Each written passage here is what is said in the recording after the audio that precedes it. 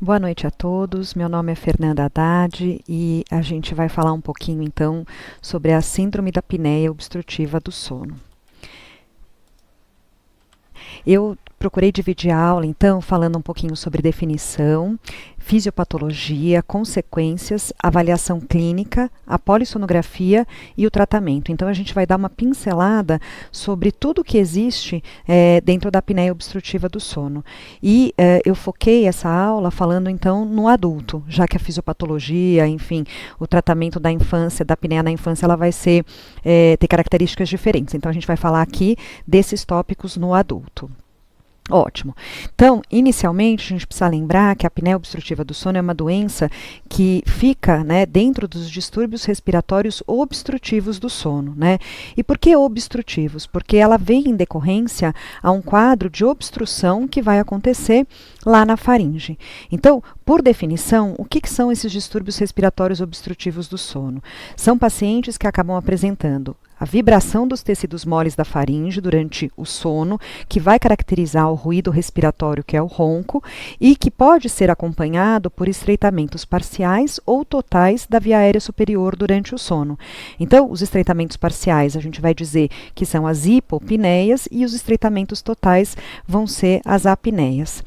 Esses eventos, né, como eles acabam acarretando uma dificuldade respiratória desses pacientes durante a noite, eles normalmente levam a uma hipóxia intermitente, ou seja, por conta desses estreitamentos e desses colapsos, a oxigenação ela vai ficar comprometida e como mecanismo de defesa, para que esse paciente volte a respirar adequadamente, eu acabo tendo uma fragmentação do sono. Então, o que é muito característico é, esses pacientes eles começam a dormir, eles vão relaxar, eu começo a ter alguns estreitamentos ou alguns colapsos, né, da via aérea e esses eventos eles culminam em hipóxia e fragmentação do sono.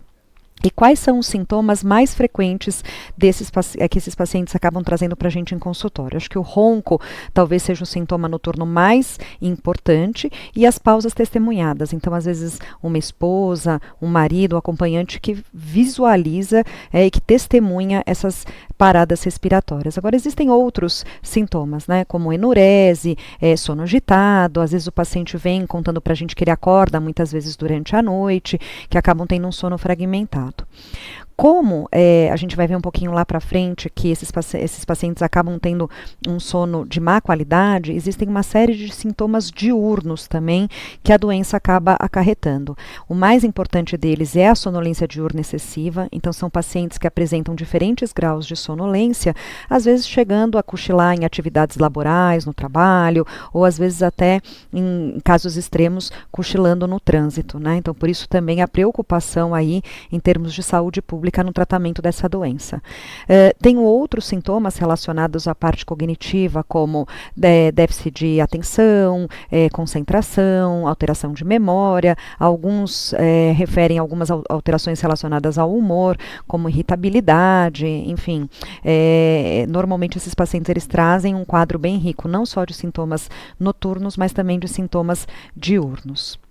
Então, só para caracterizar para vocês, né, esses pacientes eles podem se encaixar, os distúrbios respiratórios obstrutivos do sono, eles são divididos em 3 grandes grupos. Aqueles pacientes que a gente chama de ronco primário, a síndrome da resistência da via aérea superior e a síndrome da apneia obstrutiva do sono.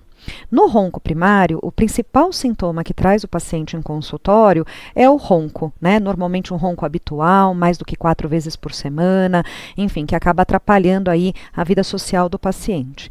Esses pacientes, normalmente, eles não trazem sintomas diurnos. Por quê? Porque o conceito de ronco primário seria aquele ruído respiratório que não acarreta nenhuma outra alteração para o paciente. Então, são pacientes que não vêm com queixas diurnas e quando eu faço a polissonografia, né, então o exame lá para a gente identificar esses eventos, normalmente a polissonografia ela não me mostra nenhum achado mais importante.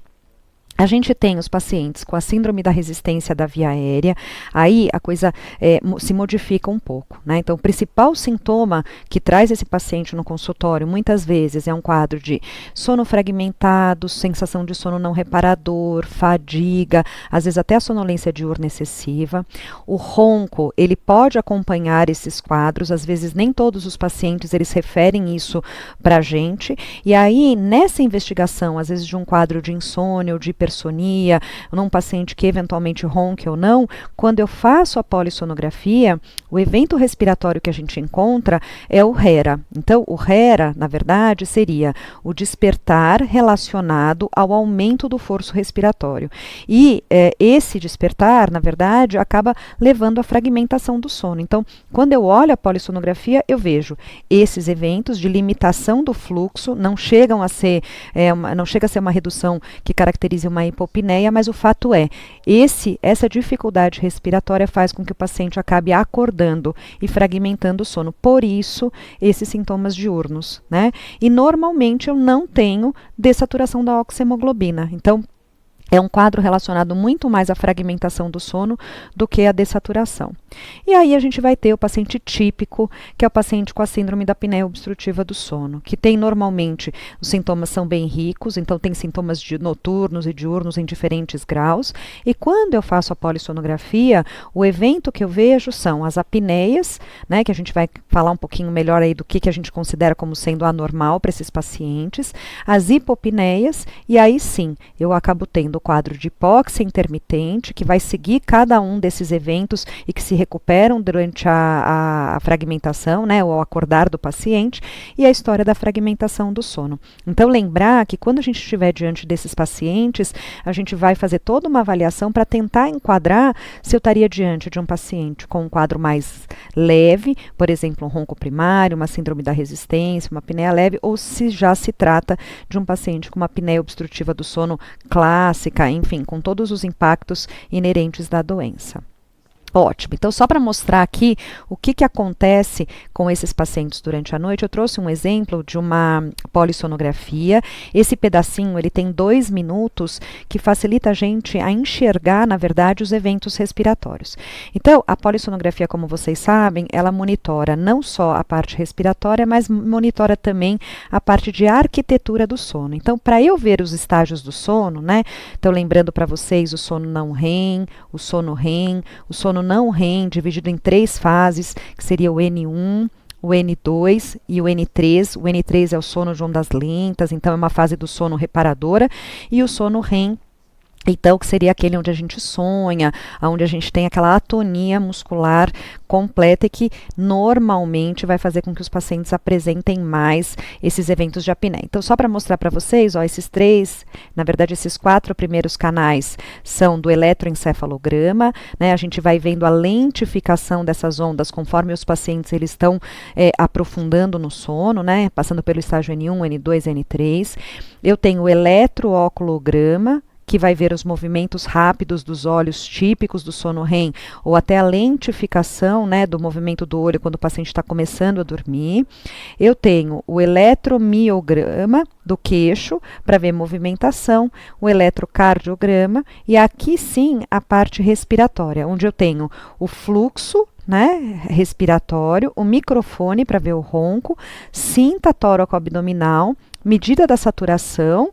Aí, eletromiograma de perna, para ver aquele outro distúrbio do sono, que seria a síndrome das pernas inquietas, ou eventualmente até o que a gente vê aqui, né, porque o diagnóstico da síndrome ele é clínico, o que a gente vê aqui são os movimentos periódicos dos membros inferiores, a posição do corpo e o estágio de sono que esse paciente está. Então, o que a gente vê aqui, focando na parte respiratória? Aqui a gente vê períodos onde o paciente respira adequadamente, o fluxo aéreo está normal, aqui ele tem uma pausa respiratória. É depois dessa pausa respiratória, que a gente vai caracterizar então como sendo uma apneia, eu tenho uma ativação do eletromiograma, uma ativação do eletroencefalograma, me mostrando que esse paciente acordou. E aí ele volta a respirar. Daqui um pouco ele faz outra pausa respiratória, que vai ser sucedida por outro despertar, e aí ele volta a respirar. E vocês veem que o ronco normalmente vem acompanhando essas aberturas aqui de via aérea, e esse paciente também dessatura, né? Então, eu tenho o evento respiratório combinando na fragmentação do sono e na hipóxia. E a hipóxia a gente chama intermitente porque tem períodos onde ela recupera e períodos onde ela cai. Diferente, por exemplo, do paciente que tem doença pulmonar obstrutiva crônica, que normalmente tem uma dessaturação, uma hipóxia crônica, tá bom? Então, qual é o critério que a gente usa para laudar o exame quando a gente está diante desses quadros? Para eu considerar uma apneia, eu preciso ter pelo menos uma redução acima de 90%, ou seja, quase tudo, né? Então, se eu reduzir mais do que 90% do fluxo anterior e essa redução durar mais do que 10 segundos, eu vou considerar como sendo uma apneia no adulto. Na critério de apneia, eu não preciso que esse paciente faça nenhum despertar e não preciso que ele tenha dessaturação, mas obviamente que a imensa maioria dos pacientes fazem esses eventos acompanhados. Então, como critério diagnóstico, só a redução do fluxo aéreo em 90% já seria suficiente. E eu falo isso porque na hipopneia, a coisa se modifica.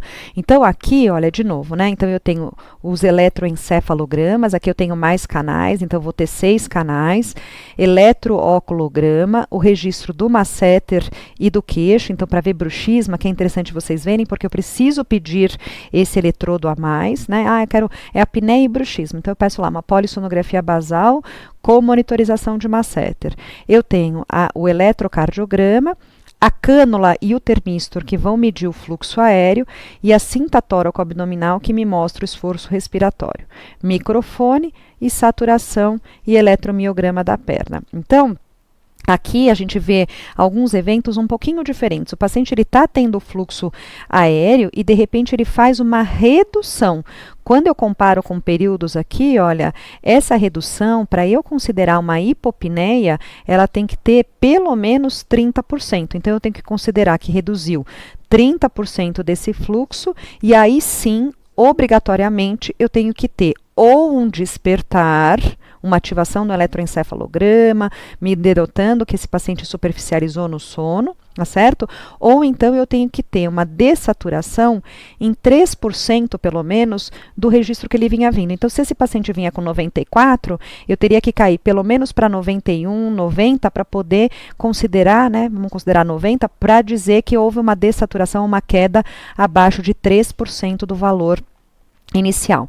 Então, se vocês olharem aqui, esse paciente, ó, ele faz essa redução do fluxo, essas hipopneias, marcadas principalmente com despertar, tá certo? Porque a dessaturação, neste caso, praticamente não aconteceu. Uma coisa importante também, que às vezes a gente pega nos laudos de polissonografia, e às vezes fala assim, ó, a saturação mínima do paciente foi 87, vocês estão vendo?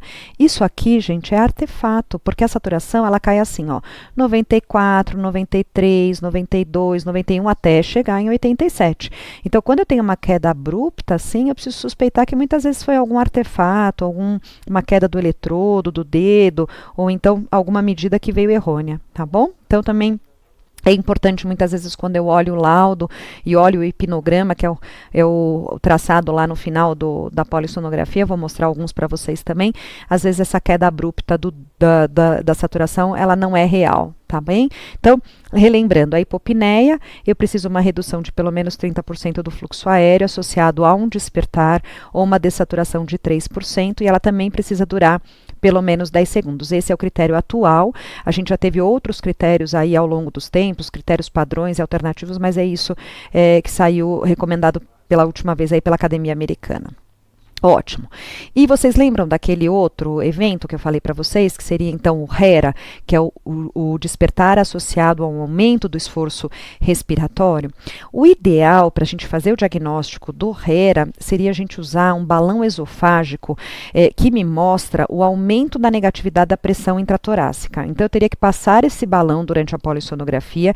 Então, aqui vocês estão vendo a monitorização desse balão, tá certo? E aí eu tenho um aumento da negatividade da pressão intratorácica, me mostrando que esse paciente está esforçando para respirar. Aqui eu tenho o registro do ronco, né? Quando eu olho o fluxo, ele não se modifica. Hoje, o critério que a gente usa, muitas vezes, é até uma limitaçãozinha do fluxo, é um achatamento do fluxo na cânula, ela pode sugerir que esse paciente ele esteja sob esforço, e aí ele faz uma ativação no eletroencefalograma, que é um despertar.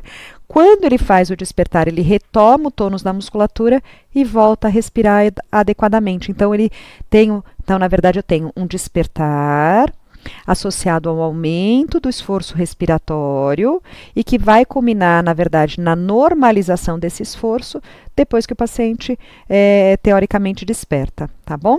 Normalmente a gente usa isso para pesquisa. A suspeita clínica é feita durante a polissonografia quando eu vejo um sinalzinho hoje de achatamento na curva, ao invés da curva de fluxo vir tão redondinha, ela vem ligeiramente achatada, me dizendo que esse paciente pode estar sob esforço. E, teoricamente, eu teria que ter 10 segundos também para caracterizar esse evento no paciente com síndrome da resistência, ou mesmo paciente com apneia obstrutiva do sono, que eventualmente em algum período do sono pode fazer alguns desses eventos. Ótimo. Então, se a gente já entendeu, né, que é uma doença, né, na verdade, que acomete os pacientes quando estão dormindo, vamos entender o porquê que isso acontece durante o sono e não acontece quando esse paciente está acordado, né? Então, só vou fazer um parênteses para vocês entenderem também em termos de prevalência. Então, foi feito um estudo epidemiológico aqui na cidade de São Paulo, que mostrou que a prevalência de apneia obstrutiva do sono no adulto é de 32%, quase 33%. E isso reflete, na verdade, a preocupação que a gente tem em tratar esses pacientes, porque é uma doença extremamente prevalente e que, com o passar dos anos, com o passar da idade, ela tende a piorar. Então, vamos entender o que acontece, né? Na verdade, para que haja o estreitamento e um colapso, eu preciso ter um segmento da via aérea que seja flexível.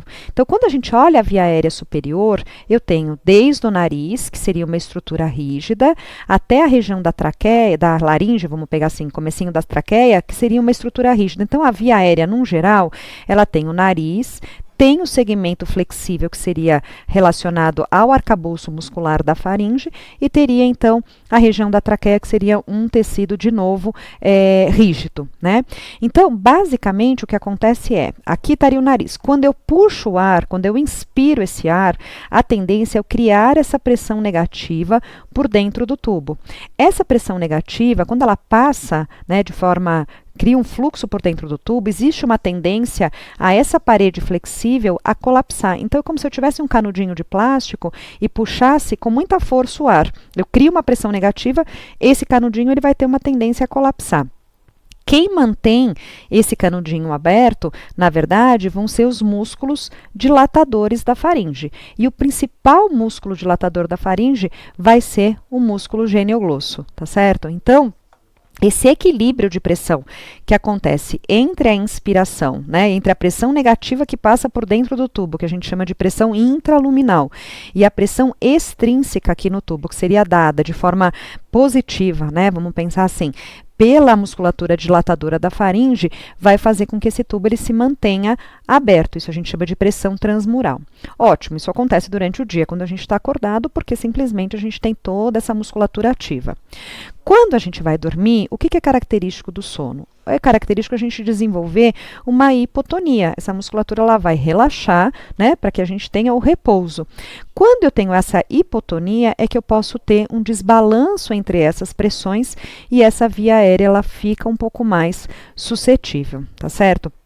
Então, na verdade, a gente precisa entender que teriam forças que diminuiriam a patência da via aérea. Esse modelo aqui a gente chama, pela quem já estudou a física, né, a gente estudou lá atrás, é o modelo de resistência de Starling. Então, eu tenho, na verdade, sempre que eu tiver duas estruturas rígidas precedidas, intercaladas por uma estrutura flexível e um fluxo laminar ali, eu vou ter, na verdade, a tendência a ter esse colapso. Então, eu preciso entender que vão ter algumas alterações que vão diminuir, ou algumas situações, melhor, que vão diminuir a patência da via aérea e outras que vão melhorar, vão aumentar a patência da via aérea. Então, a pressão inspiratória, que é uma pressão negativa, a gente já falou que haveria, então, um aumento. Então, vocês imaginem um paciente que tem uma obstrução nasal, que precisa puxar esse fluxo com maior força, eu teria um aumento da negatividade da pressão luminal, né? Enfim, então, a pressão inspiratória, e eu teria também, na verdade, diminuindo a patência da via aérea, a presença de uma pressão extraluminal que jogasse contra a musculatura dilatadora da faringe. Então, por exemplo, um depósito de tecido adiposo, o paciente quando engorda, a via aérea fica mais comprometida, ela fica mais estreita e por isso mais suscetível. Qualquer alteração na via aérea, uma amígdala grande, uma língua muito volumosa, uma hipertrofia de amígdala lingual, por exemplo, né, uma hipertrofia de adenoide com certeza poderia obstruir esse canal e diminuir a patência da via aérea. As alterações crâniofaciais, então vocês imaginam que aqui eu tenho a maxila e aqui eu tenho a mandíbula. A maxila, ela termina com palato mole e a mandíbula com a língua. Se eu tiver essas estruturas ósseas mais retroposicionadas, eu vou ter um retroposicionamento da língua e do palato mole, também favorecendo esse colapso. E, não menos importante, a flacidez, ou seja, a alteração muscular que vem acompanhando o próprio envelhecimento. Então, a faringe, né, conforme a gente vai envelhecendo, a gente já sabia da presbifagia, por exemplo, né, então os pacientes lá na frente às vezes podem ter algum quadro de disfagia por uma alteração provavelmente muscular associada ao envelhecimento, e óbvio que a apneia obstrutiva do sono também teria na verdade teria essa suscetibilidade, tá bom? Então o principal fator envolvido na fisiopatologia da doença vai ser o envelhecimento. Eu falei para vocês que a prevalência ela é de 32%, mas se a gente for olhar, quanto mais idoso o paciente, quanto mais velho o paciente, normalmente maior a prevalência da doença. Então, ela vai acometer indivíduos aí, principalmente sexo masculino, entre a quarta e quinta década, com aumento conforme esses pacientes vão envelhecendo. E lembrar dos outros fatores de risco, então, que a gente vai discutir um pouquinho melhor. Quem melhoraria a patência da via aérea, então? Seriam os músculos dilatadores da faringe, e existe um mecanismo que a gente chama de tração caudal. Então, no final da expiração, na verdade, no final da inspiração, existe um rebaixamento ali da traqueia, né? E com esse rebaixamento da traqueia, eu acabo armando aqui a musculatura da faringe para que quando se inicia a inspiração, esse tubo ele se mantenha aberto. Então, esse mecanismo que é da tração caudal, né, que é esse rebaixamento para que eu tenha um aumento da tonificação aqui da musculatura da faringe, seria um mecanismo protetor que alguns pacientes, principalmente, por exemplo, obesos, acabam tendo esse fator de forma desfavorecida, bom? Também contribuindo para a doença. Ótimo. Então, vamos voltar lá só para consolidar. Então, quais são os fatores de risco? A gente falou das alterações neuromusculares da idade, então, maior prevalência entre a quarta, aumenta, né? A prevalência, na verdade, não é a maior, mas aumenta a prevalência entre a quarta e quinta década de vida e vai piorando conforme a gente vai envelhecendo. Mais frequente no sexo masculino, até porque a forma como o homem, ele envelhece, deposita gorduras, deixa mais suscetível essa via aérea, e ele também não tem o fator protetor dos hormônios femininos sobre o sono e sobre a via aérea, tá certo? A obesidade, sem dúvida, é um dos principais fatores de risco, né? Então, ela estreita muito ali por depósito de gordura em língua, em faringe, né? E mesmo na região cervical, no pescoço, fechando, obstruindo a via aérea, as alterações anatômicas da via aérea superior e as alterações anatômicas crâniofaciais, então as hipoplasias da maxila e da mandíbula. Tenho que lembrar também de alguns fatores hormonais, então não são tão frequentes, mas eu tenho que pesquisar. Então, por exemplo, o hipotireoidismo, a acromegalia, e talvez dessas alterações hormonais, a que a gente tem que ficar mais de olho é a história da menopausa na mulher, né? Então, mulher após a menopausa, ela perde os fatores protetores aí hormonais da menopausa, né? E além de tudo, que tem um mecanismo ventilatório aí durante o sono, e além de tudo, normalmente ganham pesos, ficam com aquela composição mais androgênica em relação ao depósito de gordura aí com o envelhecimento. Lembrar também do consumo de bebida alcoólica e o uso de medicações sedativas. Aqui eu ressalto os relaxantes musculares, os benzodiazepínicos. Então, às vezes, os pacientes estão usando alguma medicação que podem estar teoricamente piorando ali a doença. Então, trago de novo aqui a história da prevalência que eu já tinha falado para vocês, e entendendo que existem vários fatores de risco, a gente é de se supor que existam também vários tratamentos para esses pacientes, tá bem? Então, olhem muito bem esses fatores de risco, o impacto da doença, que é isso que vai direcionar muitas vezes a escolha pelo tratamento da apneia obstrutiva do sono no adulto. Ótimo. E por que eu preciso tratar essa doença? Né? Ah, porque a esposa está incomodada, é um problema só social? Não, a gente sabe que a apneia obstrutiva do sono, ela vai levar uma série de consequências, e essas consequências, normalmente, elas são decorrentes da hipóxia e da ativação do sistema autônomo simpático, tá certo? Então, a pausa respiratória, como a gente viu, ela leva a uma fragmentação do sono. Essa fragmentação do sono faz com que eu tenha uma ativação do sistema autônomo simpático, e isso vai fazer com que eu tenha um aumento, ou pelo menos uma variabilidade maior de frequência cardíaca, pressão arterial, enfim. E a hipóxia intermitente, ela também vai colaborar para esse quadro. Então, esses são os dois fatores que vão fazer com que esse paciente ele tenha um risco cardiovascular aumentado. Ah, Fernanda, para todos os quadros? Não. Normalmente, na literatura, a gente tem uma evidência maior para os pacientes com quadros mais moderados a grave, tá certo? E o outro fator seria relacionado, então, à cognição, acidente e qualidade de vida. Então, isso aqui também é bem estabelecido quando a gente começa, por exemplo, a tratar uma apneia com o CPAP, os pacientes melhoram sensivelmente aí da parte de sonolência e da qualidade de vida. Então, a má qualidade do sono vai fazer com que eles tenham um mau desempenho profissional, um mau desempenho social e aumentando também a chance de acidente de trânsito, de trabalho, absenteísmo, o paciente às vezes chega atrasado, enfim. Então, lembrar dessa vertente. Ah, mas é só isso? Não, gente. Existem diversas pesquisas sobre metabolismo, então alterações, a resistência à insulina, pior o metabolismo glicêmico e lipídico, alterações relacionadas à parte imunológica, enfim.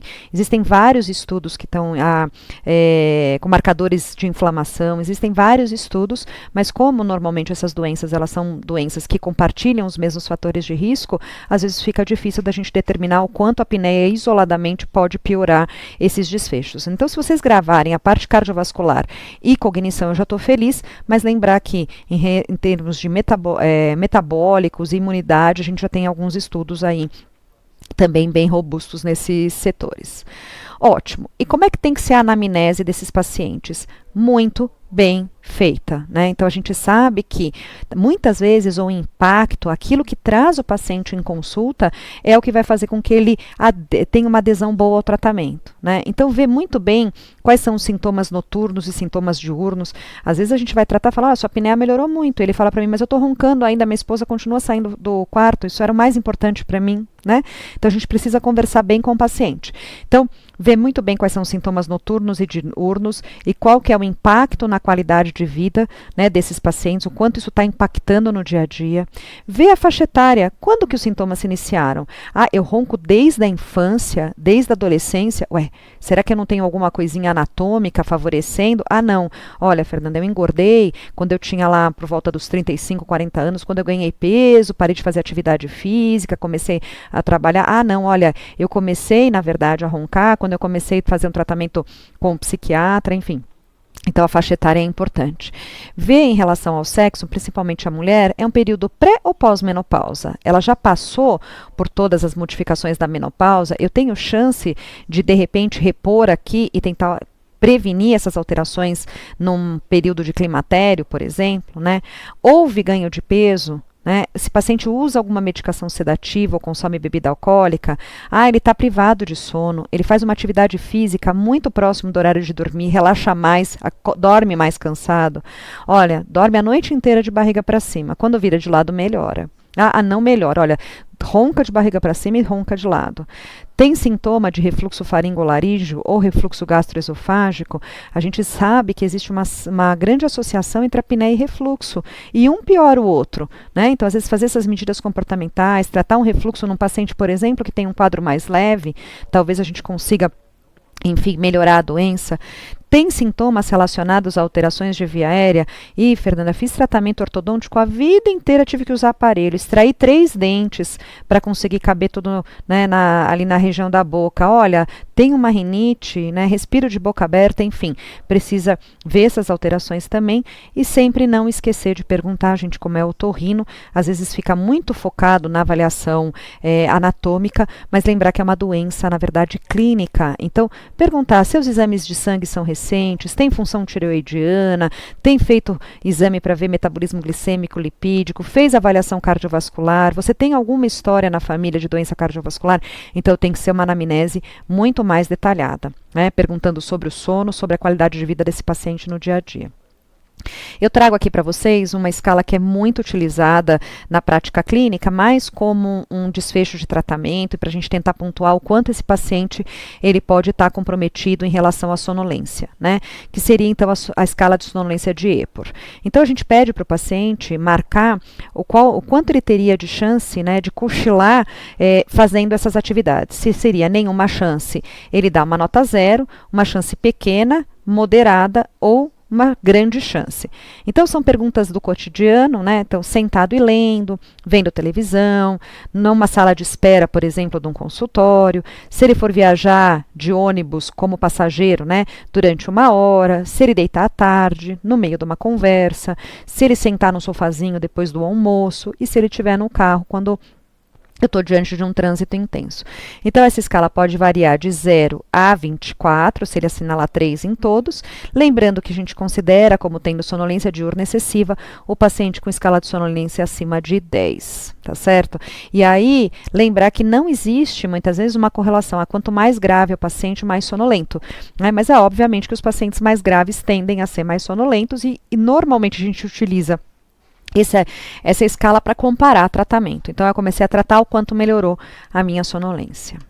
Ótimo. Então, a gente entendeu que é uma doença de fisiopatologia multifatorial, que acomete pacientes entre a 4ª e 5ª década de vida, principalmente homens, que piora com o envelhecimento e que eu tenho esses fatores de risco. Então, a avaliação ela tem que ser clínica e multidisciplinar. Eu fiz minha anamnese adequadamente, vou fazer minha avaliação metabólica e cardiovascular, vou fazer uma avaliação antropométrica e nutricional para ver a história da obesidade e, por fim, a avaliação da via aérea e crâniofacial, antes da polissonografia. Então, 2 coisas que a gente olha em relação à parte antropométrica. Circunferência cervical. Então, nas mulheres, a gente considera normal até 38 centímetros e nos homens 43 centímetros. E o índice de massa corpórea que vocês já conhecem, né? Então, se eu tenho um índice entre 25 e 30, eu digo que é um sobrepeso, acima de 30, obesidade, sendo que entre 30 e 35, obesidade classe 1, 35 a 40, classe 2, e acima de 40 seria a classe 3, ou obesidade antigamente chamada de mórbida. Então, fiquem atentos. Às vezes eu tenho pacientes nesse perfil onde a obesidade é tão importante, às vezes pacientes que já estão com hipertensão refratária, são diabéticos. Às vezes o melhor tratamento, às vezes vai ser alguma coisa mais focada nessa área, talvez uma cirurgia bariátrica, né? Enfim, então precisamos discutir aí com os pacientes as possibilidades aí de tratamento, tá bem? Ótimo. Quando a gente fala de avaliação da via aérea e crâniofacial, né, existem múltiplos estudos na literatura e quando vocês olham aqui, de novo, focando na faringe, vocês vão ver que existem 2 regiões onde a gente teria já um estreitamento natural, que seria a região do palato mole e a região da base da língua. Então, os estudos no passado falaram muito de região retropalatal e região retrolingual. A gente, quando faz a nasofibroscopia, né, normalmente esses pacientes estão acordados, em vigília, então às vezes a gente não consegue estimar direitinho o que acontece durante a noite quando esse paciente está sob essa situação aí de hipotonia muscular. No passado, vocês vão ver ainda alguns relatos e alguns trabalhos que usavam a manobra de Miller. Então, o que a gente fazia? A gente pedia para o paciente, colocava o nasofibroscópio, parava aqui antes da região do retropalatal e pedia para o paciente, com a boca e nariz fechado, fazer uma pressão negativa. E aí eu olharia, né, a gente observava o quanto ele tinha de obstrução aqui na região retropalatal, né, então poderia ser uma obstrução lá até 25%, entre 25 e 50, 50 a 75 uma obstrução completa, e o mesmo a gente fazia na base da língua, né. Na tentativa de estratificar, o paciente que responderia melhor ao tratamento cirúrgico.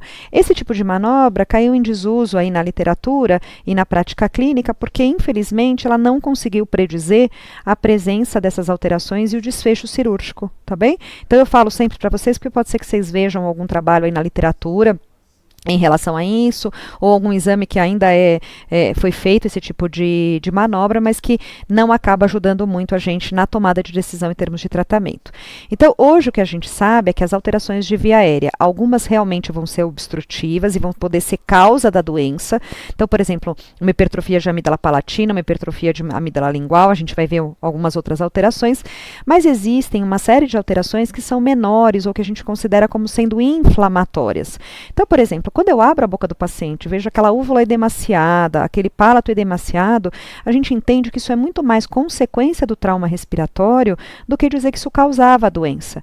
E os otorrinolaringologistas, a gente no geral no passado, errou muito, porque a gente acreditava que isso era a causa da doença e se operavam todos os pacientes que vinham praticamente com queixa de ronco e apneia. E aí a gente foi ver muitas vezes que esses pacientes não respondiam bem. Então hoje a gente tem um conceito um pouco melhor em relação a isso. E lembrar então das alterações crâniofaciais. Então quando eu tenho um paciente com uma maxila trésica ou posteriorizada, a mesma coisa para a mandíbula, eu tenho um estreitamento aqui do canal respiratório, então da via aérea favorecendo o colapso. Ótimo. Então, a avaliação nasal, eu também não vou me aumentar aqui muito a discussão, porque, na verdade, isso é o dia a dia do otorrino, né? Lembrar sempre de dar uma olhadinha na insuficiência de válvula nasal. Às vezes o otorrino subestima muito essas alterações e elas precisam ser investigadas. Os desvios do septo nasal, as hipertrofias das conchas nasais inferiores, sem dúvida, são os principais achados e às vezes até algumas situações bem grosseiras aqui, como vocês veem esse desvio aqui bem anterior. Quando eu falo de nariz, eu gosto muito de falar para vocês lembrarem do quão é importante a gente tratar o respirador oral na infância. Por quê? Porque a respiração oral ou o paciente com obstrução nasal, ele pode desenvolver uma série de alterações miofuncionais e esqueléticas faciais decorrentes desse quadro. Então, quanto mais precoce eu restabelecer o fluxo nasal, melhor vai ser em termos de tratamento aí de motricidade orofacial. Ótimo. Então, passando para a língua, né, o que a gente costuma avaliar nesses pacientes? Então, um sinal indireto de que existe uma relação ruim entre conteúdo continente, ou porque o arcabouço ósseo, né, os dentes são pequenos, o arcabouço ósseo é pequeno, ou porque a língua é volumosa, seria essa demarcação de dentes na língua, né, me mostrando que realmente talvez exista aí uma desproporção, mas o que a gente mais gosta de olhar é o índice de Mallampati modificado. Então, o índice de Mallampati modificado, o índice de Mallampati, na verdade, é utilizado pelos anestesistas para que a gente veja dificuldade de intubação orotraqueal, né? E o Friedman, que é um autor que publica bastante em sono, ele propôs que a gente fizesse essa avaliação com o paciente com a língua para dentro da cavidade oral. Então, o paciente em máxima abertura de boca, eu vou tentar enxergar o quanto eu consigo ver ali da região da orofaringe. Então, o paciente com máxima abertura de boca, a língua relaxada dentro, quando eu consigo ver o polo superior e o polo inferior da amígdala, eu digo que ele é um Mallampati 1. Quando eu consigo ver só o polo superior da amígdala, ele seria um Mallampati 2. Quando eu vejo a inserção da úvula, seria um Mallampati 3. E quando eu vejo só parte do palato mole, ele seria um Mallampati 4. Só para vocês terem uma ideia, 80% dos pacientes do ambulatório, eles acabam tendo uma Mallampati 3 e 4, mostrando para mim, de novo, uma má relação entre a base da língua e a orofaringe. Quando a gente olha o palato mole, o que a gente valoriza hoje em dia, né? Então, vocês vejam aqui, esse aqui é um paciente amidalectomizado, eu tenho a úvula, o músculo palato-faríngeo, o músculo palato-glosso e a região onde estaria a amígdala palatina. O músculo palato-faríngeo, ele pode vir e se inserir aqui em cima na úvula, ou ele pode vir se inserindo cada vez mais abaixo da úvula. Essa membrana formada entre a inserção do pilar posterior, do palato faríngeo na úvula, a gente chama de palato web, tá certo? Então é o que rebaixa o palato mole. A mesma coisa acontece na inserção dele na base da língua. Então, quando o pilar posterior ele vem se inserindo cada vez mais medialmente, ele vem estreitando aí a região da parede lateral, e a gente chama de pilares medianizados. Esses conceitos eles vão ser importantes agora, por quê? Porque como a técnica cirúrgica ela foi mudando ao longo dos anos, antigamente a gente fazia as uvulopalato-faringoplastias, onde a gente abordava aqui no meio, hoje abre espaços para as faringoplastias, né, que são técnicas que abordam a parede lateral, a gente acaba valorizando esse achado, que seria esses achados do pilar do palato faríngeo, né, medianizado ou rebaixado. Então, Isso a gente considera como alterações estruturais ali na faringe. Então, vocês vejam que, ironicamente, esse paciente é um paciente amidalectomizado, mas olha a área respiratória dele como é pequenininha aqui no meio, tá bom? Isso acaba estreitando ali a região da via aérea. Agora, aqueles achados de úvula longa, espessa, o edema, é que a gente acredita que sejam muito mais consequência da doença do que causa. Tá bem? Mas mesmo assim, a gente tem que suspeitar que esses pacientes talvez sejam grandes roncadores, né? Quando a gente olha aquele edema, às vezes a úvula super alongada, às vezes o paciente tem até sensação de corpo estranho quando tem a úvula grande assim. Isso pode muitas vezes ser consequência da doença. Ótimo. E a hipertrofia das tonsilas. Então, a gente considera quando ela ocupa até 25% do espaço faríngeo, seria uma amígdala grau 1, até 50% grau 2, entre 50% e 75% grau 3 e acima de 75% grau 4, e é essa aqui a realidade do que a gente tem, eventualmente uma amígdala grau 3 e uma amígdala grau 4, enfim, e que são os pacientes que normalmente respondem melhor a técnicas como a amidalectomia e mesmo as faringoplastias, né?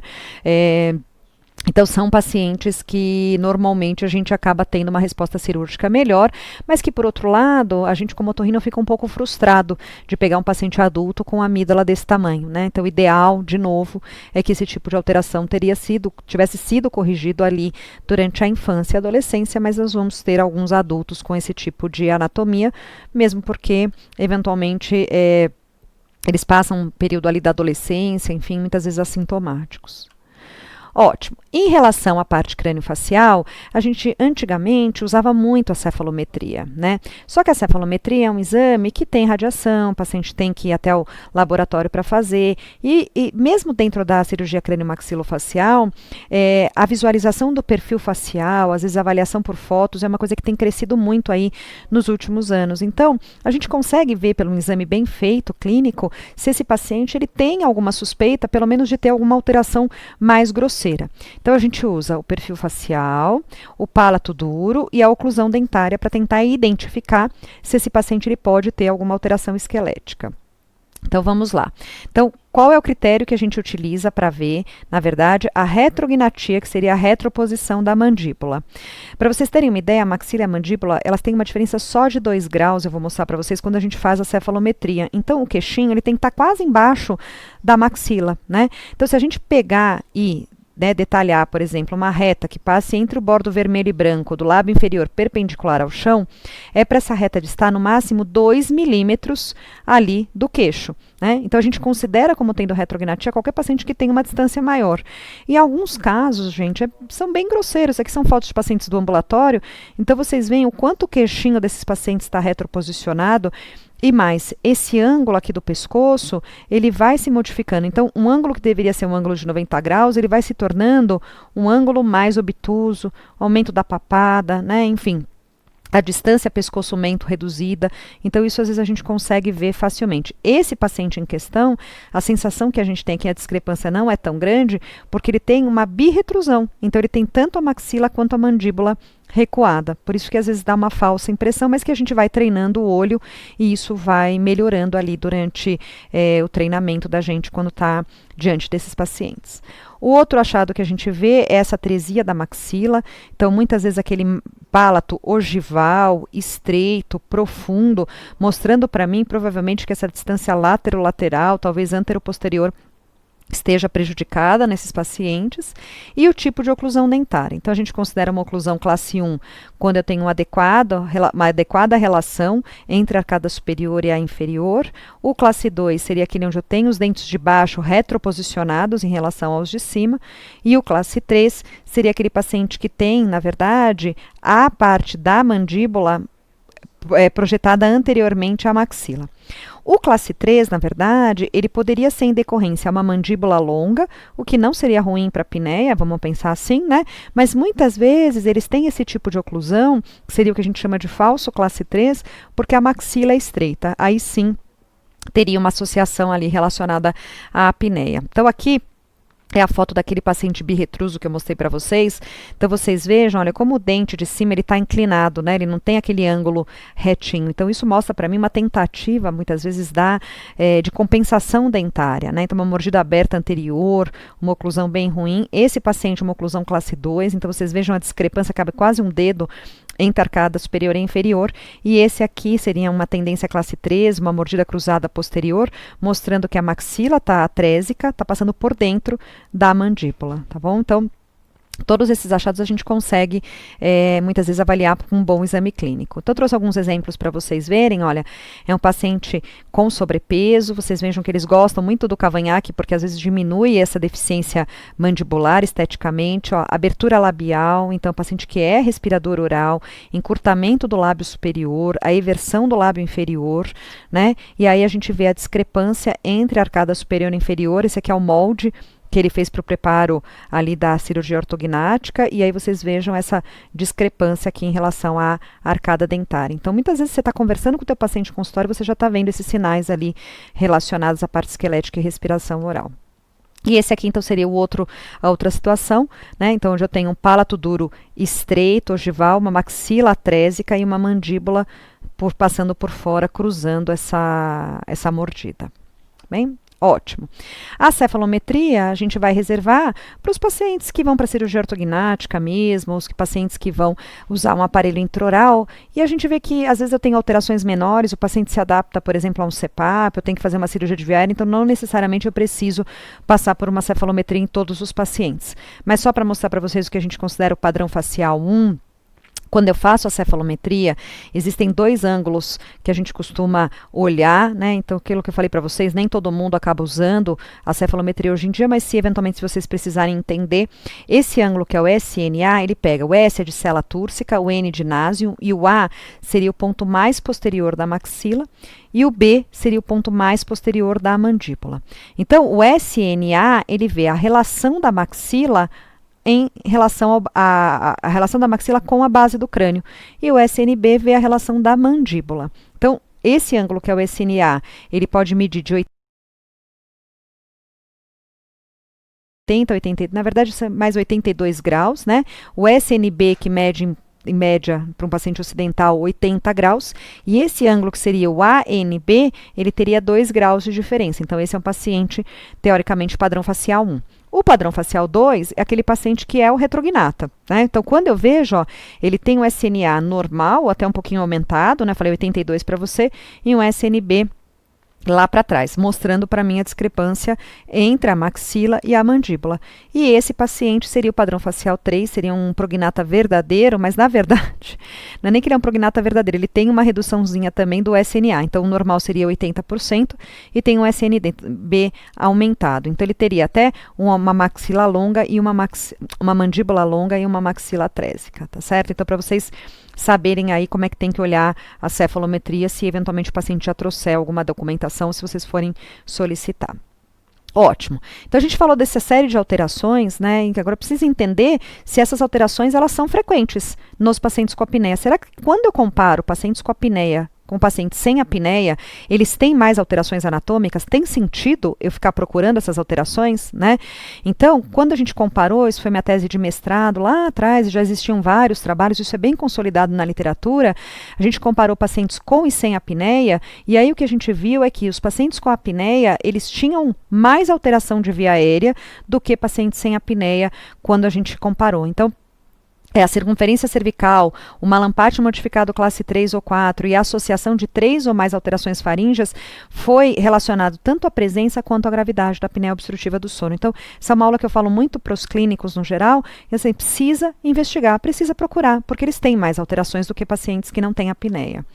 E aqui eu trouxe para vocês o resultado do EPSONO, a gente teve a oportunidade até de atualizar esses dados agora em 2019, então provavelmente no próximo ano eu devo trazer alguns dados atualizados e novos, né? Então, a gente teve 1.000 pacientes que vieram dormir no laboratório, 665 sem apneia e 328 com apneia. Então, por isso essa prevalência ali de 1/3 da população adulta de São Paulo.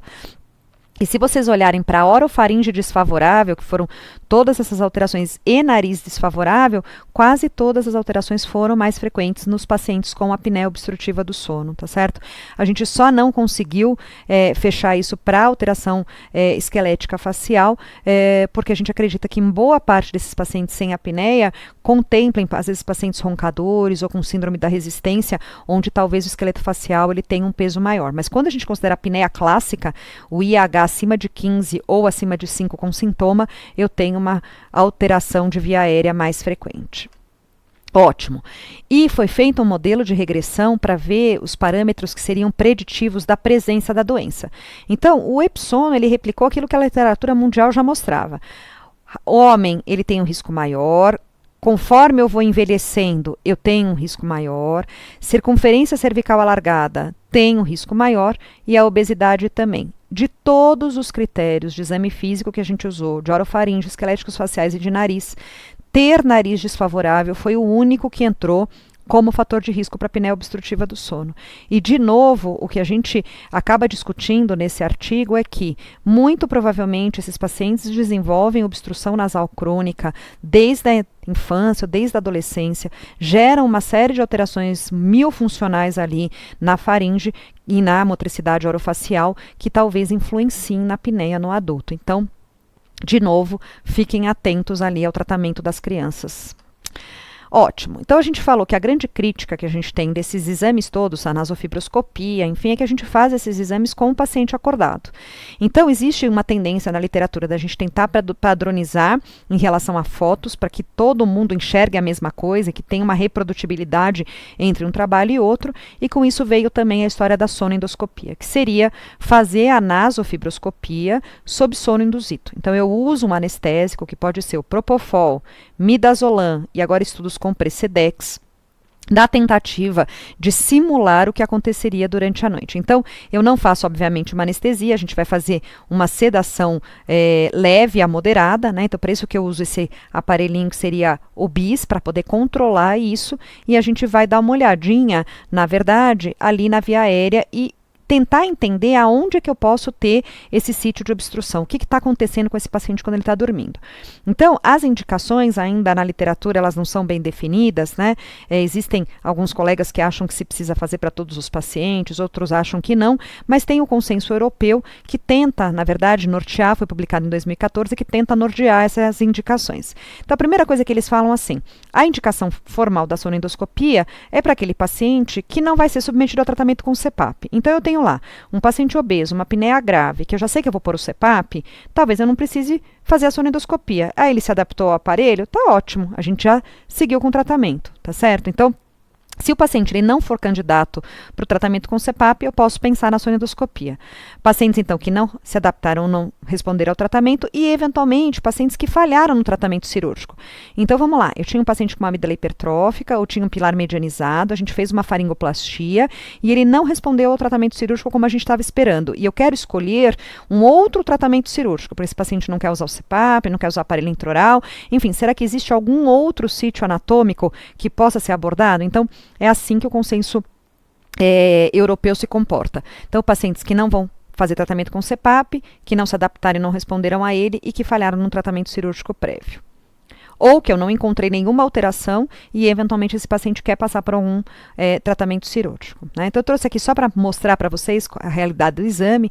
Esse aqui é um paciente de 30 anos, do sexo masculino, queixa principal é ronco, ele tinha uma apneia leve no exame, então o índice de apneia de 8, saturação mínima chegava a 85, ficou 12% com a saturação abaixo de 90, 7 despertares por hora de sono, lembrando para vocês, até 10 por hora é o normal, o N3 20%, está normal, e o sono REM um pouquinho reduzido, a gente considera normal também de 20% a 25%. No exame físico, era um paciente com amígdala grau 4 e malampate classe 1, ou seja, o melhor paciente para cirurgia de faringe. Então, a gente fez o exame antes da realização da cirurgia de faringe. Aqui eu estou passando na rinofaringe, então vocês veem que tem um pouquinho de salivação, foi feita, na verdade, combinada com midazolam e propofol. Então, vocês vão ver ali, eu vou chegar na região da orofaringe, aqui vocês já veem a tonsila, ele tinha uma amígdala grau 3 para 4, então vocês veem aqui um colapso laterolateral, né? Isso aqui já era até esperado, né? A gente não precisaria nem fazer esse exame neste paciente, mas por protocolo de pesquisa a gente fez.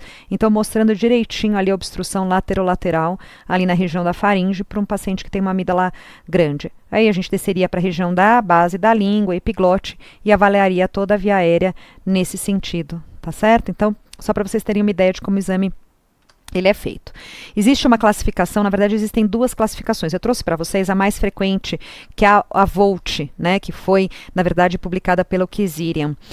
Então, a VOLT, na verdade, o V vem de velofaringe, o O de orofaringe, o T de base da língua e o E de epiglote, né? Então, aqui, a velofaringe, ela pode obstruir de forma anteroposterior, laterolateral ou ter uma obstrução concêntrica. A orofaringe, que é a região ali das tonsilas, só é possível ter uma obstrução laterolateral, a base da língua anteroposterior, e a epiglote eu posso ter a anteroposterior, que seria a epiglote trapping, que a gente fala, e a laterolateral, que seria a epiglote ali em ômega, tá? Então, a gente vai considerar, na verdade, quando a vibração for abaixo de 50%, a vibração ou a obstrução, melhor, né, for abaixo de 50%, a gente diz que não houve obstrução, entre 50% e 75% parcial e completa acima de 75%. Hein? Só para mostrar um trabalho que eu gosto bastante e que explica um pouquinho, que tenta delinear essa história do benefício da cirurgia, da sonendoscopia na escolha cirúrgica. Então, esse aqui foi um estudo com 24 pacientes que iam ser submetidos a algum tratamento cirúrgico. E eles randomizaram quanto aos sítios de obstrução. Então, o que eles fizeram? Fizeram a sonendoscopia e, num grupo de pacientes, independente da indicação primária, eles trataram todos os sítios. Então, assim, eles iam para operar a amígdala, mas na sonendoscopia mostrou que tinha uma obstrução em base da língua. Aí eles fizeram a amígdala e base da língua. Tá? No outro grupo, eles só fizeram a indicação primária. Ah, não, olha, esse paciente tinha indicação de amígdala, mas eu vi obstrução na base da língua, mas eu só vou tratar a amígdala. Então, num grupo, trataram todos os sítios e no outro grupo, só a indicação primária. Dos 24 pacientes, 14 pacientes tiveram sucesso com o tratamento cirúrgico. Em 10 pacientes eu não tive sucesso, eles não tiveram sucesso com o tratamento cirúrgico. Dos 14 pacientes com sucesso, responderam. 8 deles, que seria 57%, a sonendoscopia tinha mostrado um outro sítio de obstrução. Então, e que não foi tratado naquele procedimento, mostrando que às vezes a sonendoscopia ela mostra algum sítio adicional que não necessariamente precise ser intervido nessa primeira cirurgia. E dos 10 pacientes que não responderam, em 60% eles tinham tratado todos os sítios, de acordo com a sonendoscopia. Mostrando que, embora a sonendoscopia ela mostre alguma obstrução, o fato de você corrigir não quer dizer que esse paciente ele vá melhorar da apneia. Então, o que eles concluem nesse trabalho, é óbvio que é um N muito restrito, a gente precisaria aumentar esse N, né? Enfim, a literatura carece de estudos mais robustos em relação à sonendoscopia, mas que a sonendoscopia ela pode até mostrar falha terapêutica, mas pode mostrar também alguma obstrução adicional que não precise ser tratado. Ótimo.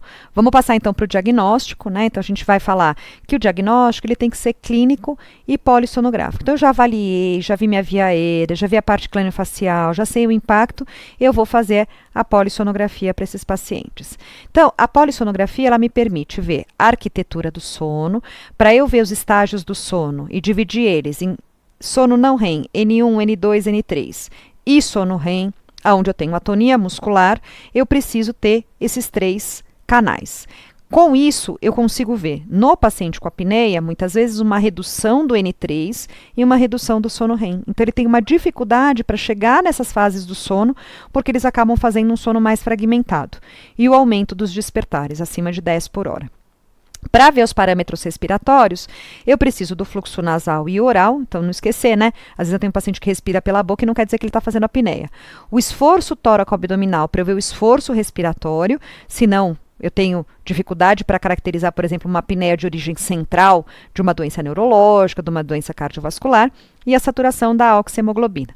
E os eventos que eu vou procurar são as apneias, as hipopneias e os HERAs, como eu mostrei para vocês lá atrás. Bem? Ótimo. E quais são os tipos de registro, então?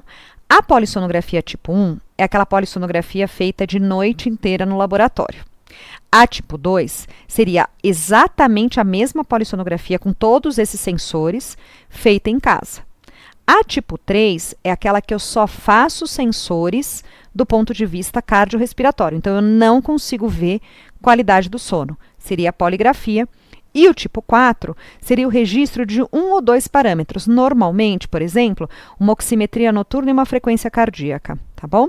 Existem outras tecnologias que não usam esse mesmo sistema para identificar os eventos respiratórios, que seria a tonometria arterial, cujo aparelho chama WatchPatch, tá certo?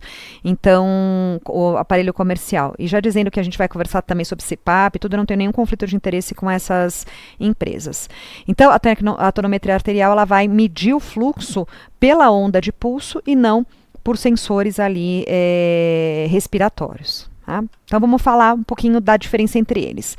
A tipo 1, ela é laboratorial, então eu tenho os técnicos fora acompanhando esses pacientes e ela consegue, na verdade, fazer alguma intervenção se caiu algum eletrodo, se o paciente fizer, por exemplo, um evento de sonambulismo, alguma parassonia, o técnico ele consegue visualizar e documentar isso para a gente. Essa é a diferença para o tipo 2, tá bom?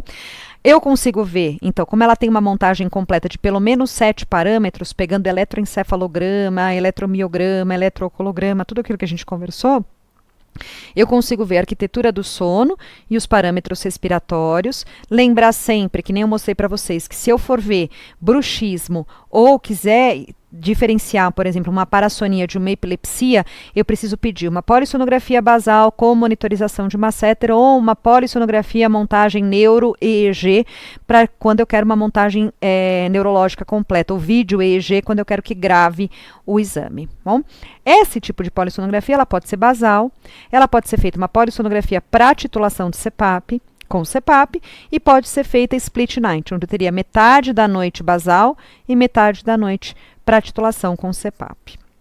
E, obviamente, como desfecho de tratamento, eu posso pedir uma polissonografia basal com uso de aparelho intraoral, ou pedir para o paciente levar um aparelho intraoral, por exemplo, para fazer o exame e eu ver o desfecho de tratamento.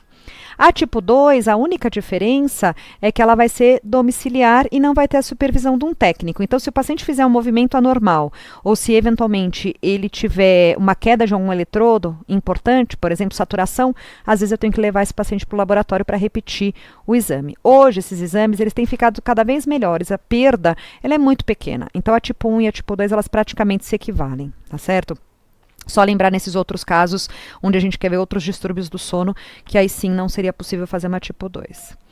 A tipo 3, gente, olha, o paciente ele vai para casa com esse aparelhinho e não tem nada aqui em cima. A única coisa que ele tem são os registros, na verdade não é que não tem nada, tem a do nariz, que seria a cânula ou o termistor, né? Mas não tem montagem de eletroencefalograma. Então ele tem a montagem do fluxo, a cinta tóraco-abdominal, a oximetria noturna, às vezes tem a frequência cardíaca ou um EEG, tá bem? Então, essa é a monitorização cardiorrespiratória, e aí eu perco, na verdade, a parte de arquitetura do sono. Então, qual que é o problema desse tipo de exame? Lembra aquele paciente que eu falei para vocês das hipopneias? Olha, ele está aqui.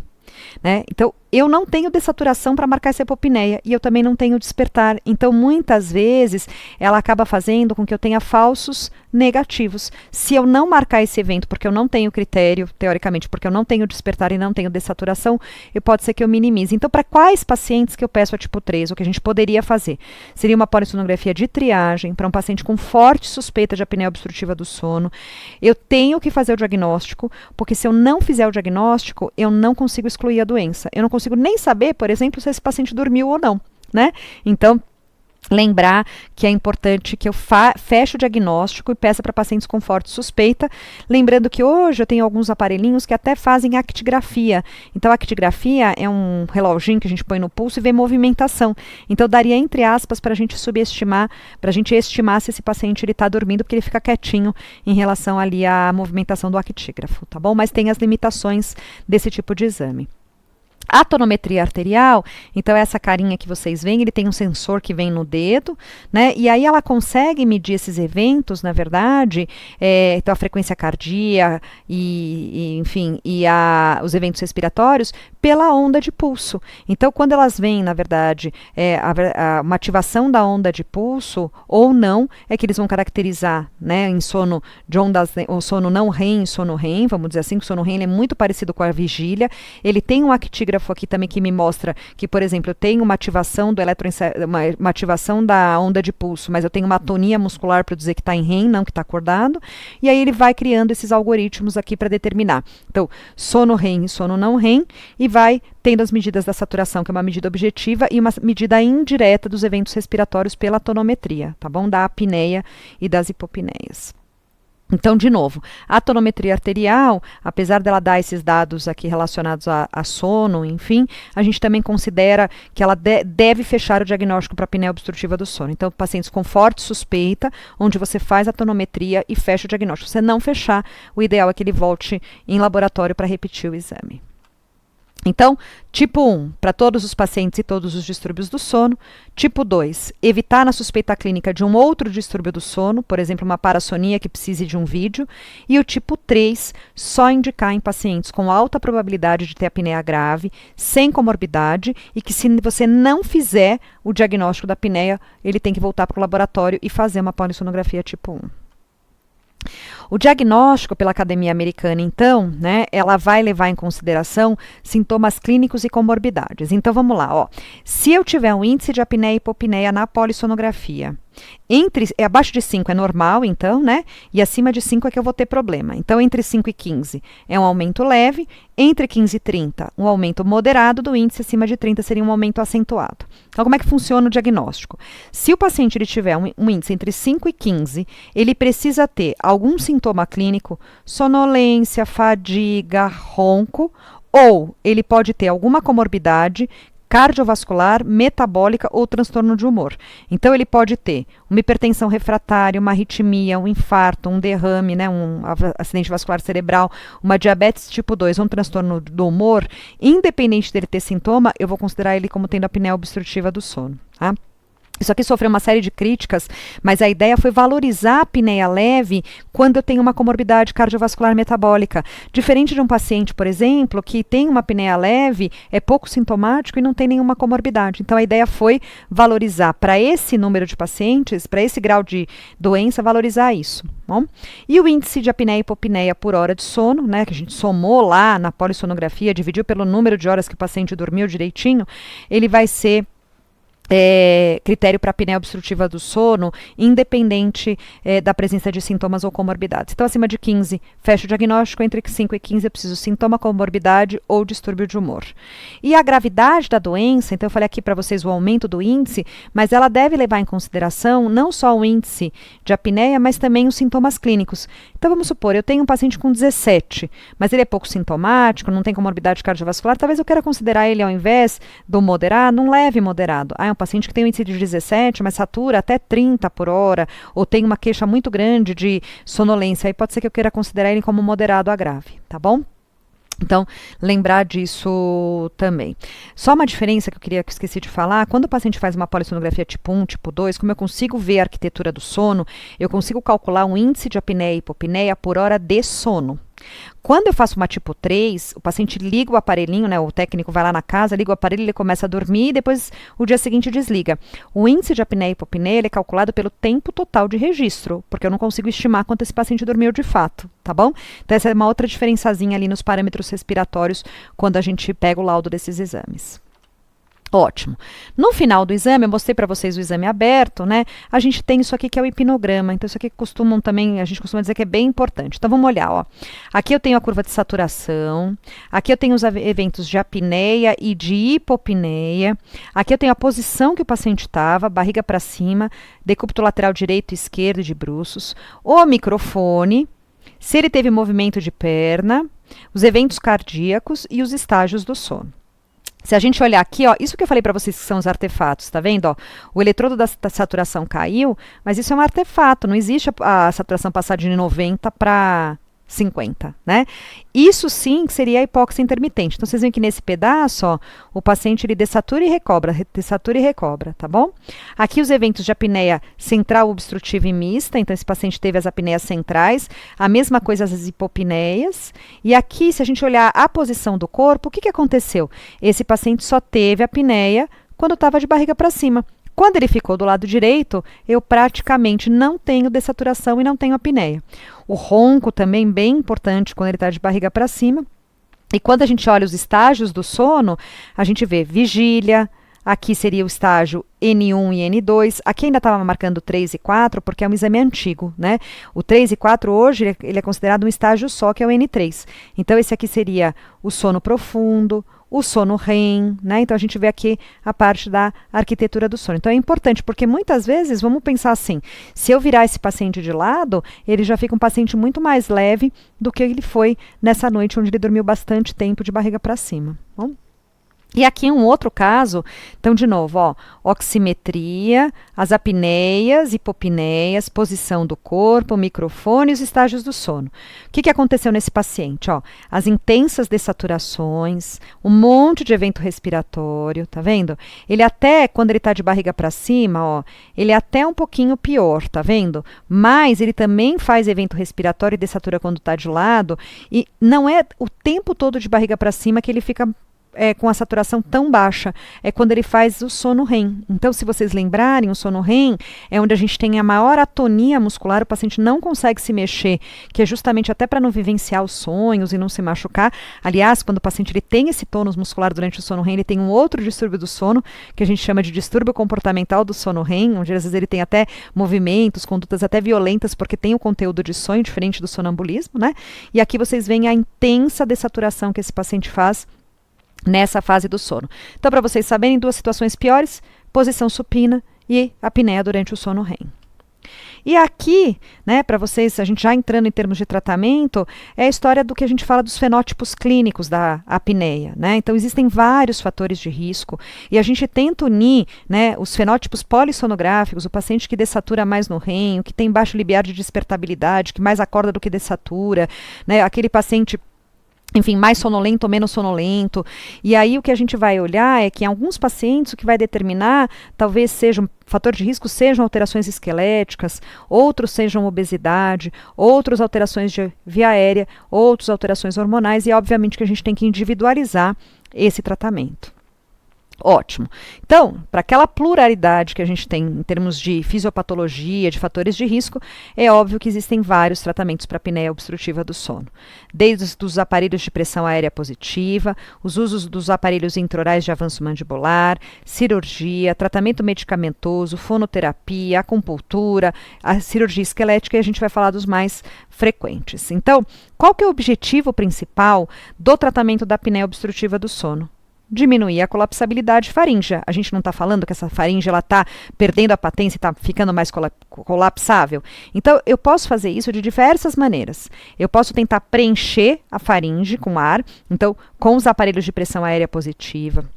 Eu posso tentar desobstruir com as cirurgias de via aérea. Eu posso tentar alargar, né? Hoje algumas técnicas, inclusive as faringoplastias, elas fazem essa combinação, desobstruem e alargam, né? Com o aparelho intraoral e cirurgias craniofaciais, às vezes uma cirurgia bariátrica. Eu posso tentar fortalecer com fonoterapia, exercitar essa musculatura, ou posso tentar enrijecer, por exemplo, usando algum procedimento no palato mole. Vamos falar disso. Então, o tratamento da apneia obstrutiva do sono ele pode ser clínico. A gente vai falar de medidas comportamentais, os aparelhos de pressão aérea positiva, aparelho intraoral e fonoterapia e cirurgia. Cirurgia de via aérea superior, cirurgia craniomaxilofacial e cirurgia bariátrica. Ótimo. E como escolher o melhor tratamento para o paciente? Então, talvez esse aqui seja o momento mais importante da aula, né? Então, eu entendendo que eu tenho uma avaliação clínica, polissonográfica bem feita, que eu consegui identificar se eu estou diante de um paciente que tem um quadro mais leve ou mais grave, quais são os fatores que eu vou levar em consideração para escolher? A gravidade da doença. É um paciente com uma doença leve, pouco sintomático, será que ele se adapta ao CPAP? É um paciente com uma apneia gravíssima que cochila na minha recepção, né? É um paciente que tem apneia leve, mas tem uma fibrilação atrial. Eu acho que vale a pena eu tentar investir. É um paciente de 85 anos que está com uma apneiazinha leve. Será que eu preciso tratar? Qual que é o impacto, então, na qualidade de vida? A gente é motorista de trânsito, não dá para eu brincar. Né? Quais são os fatores de risco, né? O que talvez eu indique para um paciente com alteração esquelética seja diferente da minha indicação de um superobeso, né? E a idade do paciente, né? Será que é um paciente jovem que tenha a parte muscular, enfim, mais em ordem, ou é um paciente já de mais idade, né? Enfim. Isso a gente vai levar em consideração. E aí eu vou discutir com o paciente sobre as diferentes modalidades de tratamento e ajustar a expectativa. Às vezes eu tenho até que associar tratamentos, né? Mas eu preciso planejar isso com o meu paciente e preciso expor as possibilidades de tratamento que existem aí na literatura. Ótimo. Vamos começar então com as medidas comportamentais, né? Então a gente vai tentar evitar tudo aquilo que piora a apneia de forma comportamental. Então, evitar privação de sono, ter horários regulares para dormir. É um paciente que está dormindo super pouco, quando ele cai na cama ele desmaia, né? Está sempre cansado, ele vai piorar dos eventos respiratórios.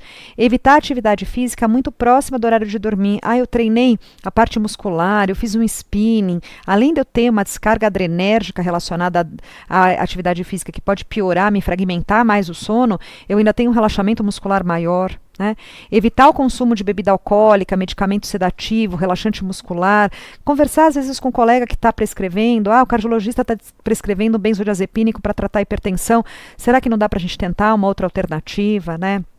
Enfim, então, discutir com o clínico que está acompanhando, às vezes, alguma outra inserção, né, medicamentosa, elevar a cabeceira da cama. Então, alguns estudos mostrando que se a gente eleva 10 graus a cabeceira da cama, isso favorece a respiração. A gente é otorrino, quando a gente manda o paciente para RPA ou para... a gente não põe ele lá em decúbito a 30 graus, né, para facilitar a parte respiratória. Evitar dormir na posição supina, né, então pedir para, às vezes, costurar uma bolinha atrás no pijama para que esse paciente fique de lado ou se condicione a ficar de lado, né? Controle de peso, né? Que também são medidas que a gente vê que acabam auxiliando. Então, para aquele paciente que eu mostrei, aquele hipnograma, uma apneia principalmente em posição supina, lembrar que às vezes as medidas comportamentais, às vezes vão ser suficientes para alguns desses pacientes, né? Então, não subestimar e, obviamente, que elas podem ser indicadas para todos os pacientes. Ótimo. Passando então para o tratamento mais efetivo para a apneia obstrutiva do sono, que seriam então os aparelhos de pressão contínua na via aérea. Então o CPAP, a interface dele é feita por uma máscara que é aderida aqui na região nasal, e essa máscara ela vai jogar, né, na verdade eu tenho um pressurizador, que é um aparelhinho que fica na cabeceira da cama, e ela vai jogar ar sob pressão aqui na via aérea na tentativa de manter essa via aérea aberta, né? Então vai preencher. E obviamente que o CPAP ele vai tratar qualquer tipo de apneia. Então ele faz um coxim ali pneumático. Então esse aqui são os vários aparelhos que a gente tem aí no mercado, que ficam na cabeceira, e a interface é feita então através de máscara. Existem vários tipos de máscaras, a gente sempre prefere as máscaras nasais em detrimento das oronasais, respirar, né, empurrar ou digerir, fazer com que eu tenha um fluxo oral, eu tenho uma resistência muito maior da língua, às vezes até preciso de pressões muito mais elevadas em relação aos pacientes que usam máscara nasal, então a gente prefere aqui as máscaras nasais, embora a literatura não mostre diferença em relação à adesão. Bom?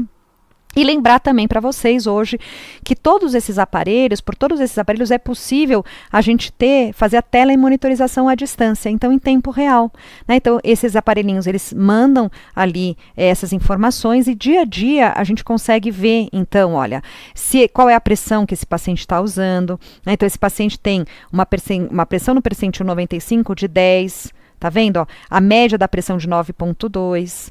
Ele quase não tem vazamento. Para esse tipo de aparelho, a gente considera até 25 litros por minuto de vazamento, que é o aparelhinho da ResMed, né? Eu consigo ver os eventos respiratórios. Então, o índice de apneia nesse paciente ficou de 6,1, mas a maior parte dos eventos foram de apneiazinhas centrais e não obstrutivas. Então, todas essas informações a gente tem. Né? Então, esse paciente está no modo automático, ó, pressão mínima de 5 e pressão máxima de 20. Então, todas essas informações, se eu for olhar, eu consigo, quando eu estou em pressão fixa, eu vejo só um número aqui. Será de repente eu fixei aqui, ele está precisando de 10, eu deixei em modo de pressão fixa. Né? Então, aqui, a porcentagem das horas de uso.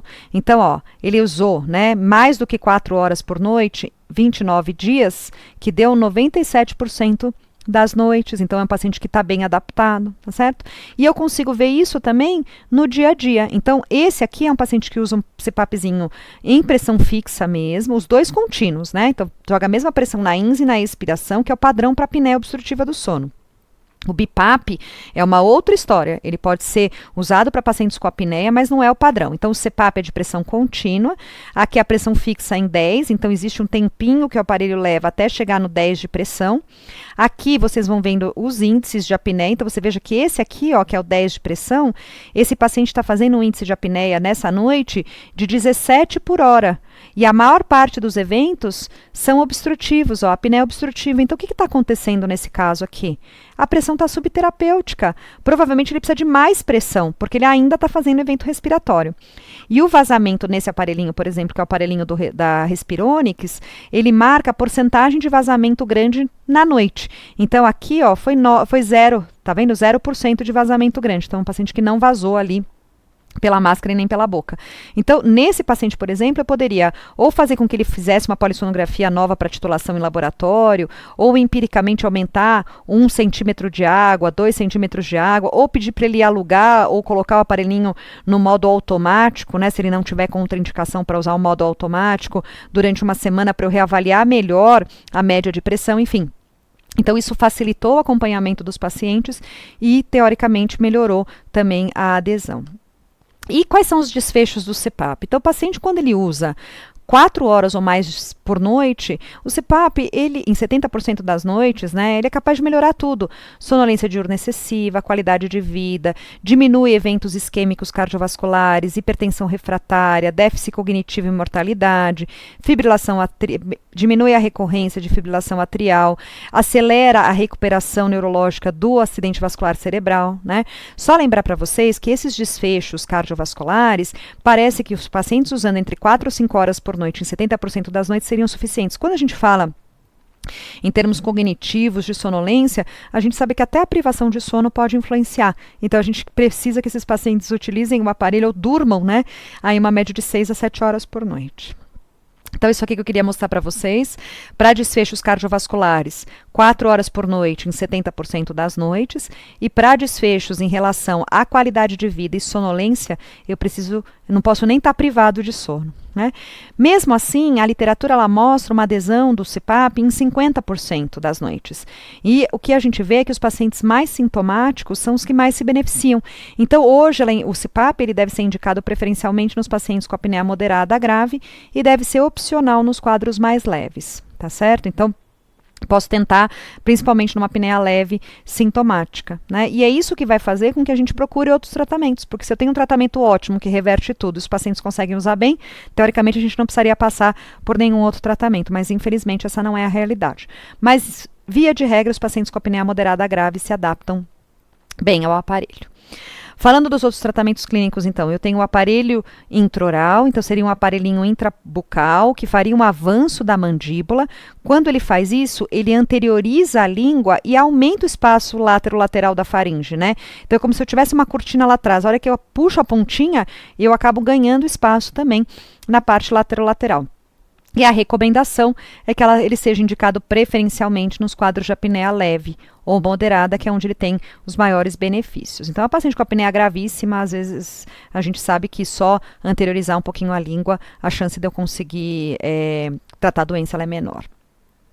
A fonoterapia vem ganhando espaço, né? Ela teria até um papel preventivo em relação à parte muscular ali da faringe. O objetivo dos exercícios é aumentar o tônus muscular, né? E reposicionar essas estruturas em termos funcionais, né? E também recomendada para os quadros de apneia leve e moderada. Acho que o grande desafio é esse comprometimento do paciente em relação à execução dos exercícios. Tratamento cirúrgico da apneia obstrutiva do sono. Então, a indicação da cirurgia, ela vai ser basicamente relacionada à presença de alguma alteração, né? Então, a gente vai procurar alguma alteração que possa ser corrigida. A cirurgia é boa para isso, para corrigir alteração anatômica. Então, eu preciso ter uma adequada avaliação de via aérea e crâniofacial. Mostrei para vocês a história do exame físico tradicional otorrinolaringológico, a nasofibroscopia, a sonodoscopia em casos selecionados, e aí eu vou ter uma seleção criteriosa dos pacientes que vão para tratamento cirúrgico. E a gente vai operar o quê? Vai operar aquilo que está alterado em cada paciente. Ótimo.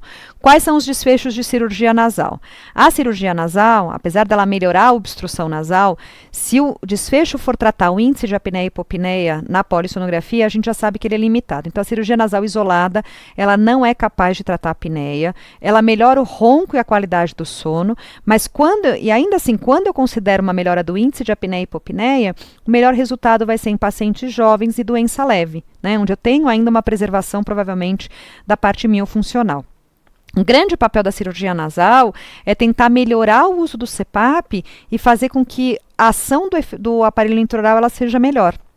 Então, quando eu ponho aqui para vocês, né, uma máscara nasal e uma máscara oronasal, a gente entende bem o quanto o nariz ele é importante na ventilação desses pacientes, tá certo? E não só por conta disso, porque habitualmente os pacientes vêm usando o CPAP dizendo, Fernanda, quando eu estou gripado, quando eu tenho a minha crise de rinite, eu não consigo usar o aparelho. Então, o tratamento nasal ele é importante.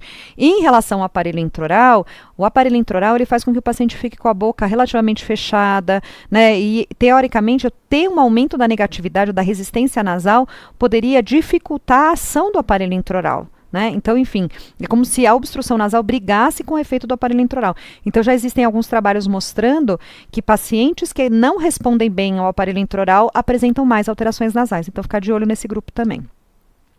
As faringoplastias, então antigamente chamadas de uvulopalatofaringoplastias, que eram, na verdade, cirurgias que abordavam mais a linha média e mais remoção do tecido, e o conceito da faringoplastia, que seria, então, associado a um reposicionamento muscular. Tá?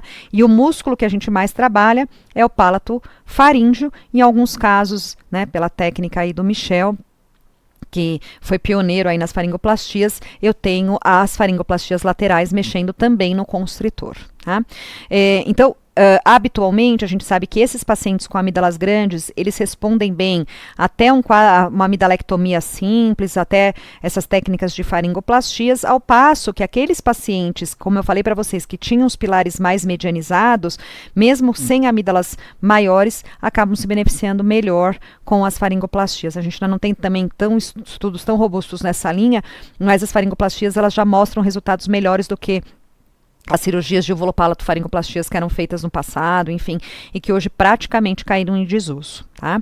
Então, a indicação, ela pode ser indicada independente do grau da apneia, lembrando que os melhores resultados vão ser nos quadros mais leves a moderados, obviamente que a gente consegue, às vezes, livrar, né, ou curar a doença nesses casos, mas casos de pacientes com amígdalas bem hipertróficas, nas apneias graves a gente tem bons resultados também.